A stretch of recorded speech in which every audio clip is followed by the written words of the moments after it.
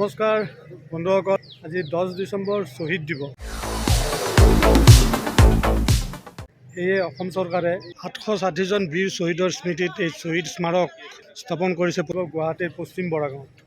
যদি আপোনালোকে জালুকবাৰীৰ পৰা আহে, জালুকবাৰীৰ পৰা আহিলে সোঁফালে আৰু লখৰাৰ পৰা যদি আহে তেনেহ'লে আপোনালোকে বাওঁফালে আহিলে এই শ্বহীদ স্মাৰক ক্ষেত্ৰ আপোনালোকে পাব। পিছত আমাৰ মুখ্যমন্ত্ৰী মহোদয়ে আহি শ্বহীদ স্মাৰক ক্ষেত্ৰ উদ্বোধন কৰিব।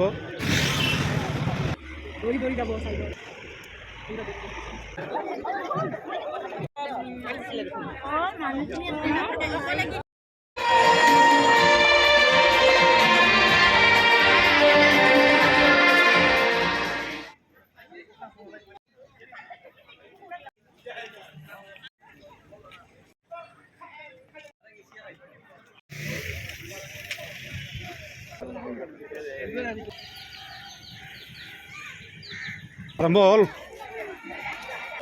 আমি শ্বহীদৰ দিৱসৰ উপলক্ষে ইয়াত উপস্থিত হৈছোঁ।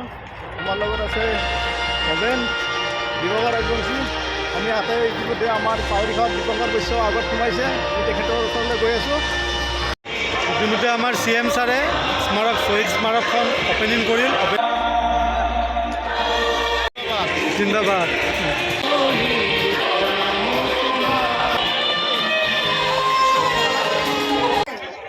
যায় নেকি দাদা আছোঁ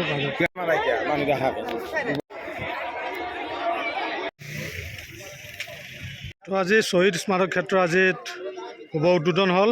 আমাৰ মুখ্যমন্ত্ৰী মহোদয়ে শুভ উদ্বোধন কৰিলে 11টা বজাত। তাৰপিছত আপোনালোকে ৰাইজ সকলোৱে আহি পেলাই এতিয়া উপভোগ কৰিব পাৰিব আৰু ইয়াৰে সৌন্দৰ্য শ্বহীদ স্মাৰক ক্ষেত্ৰৰ। এইখিনিয়ে আজিৰ শ্বহীদ স্মাৰক ক্ষেত্ৰ উদ্বোধনীৰ এটা সৰু ভিডিঅ' আপোনালোকলৈ আগবঢ়ালোঁ। আপোনালোক আহিব বীৰ শ্বহীদক স্মৰণ কৰি শ্বহীদ স্মাৰক ক্ষেত্ৰত গুৱাহাটীৰ পশ্চিম বৰাগাঁও। Bye bye.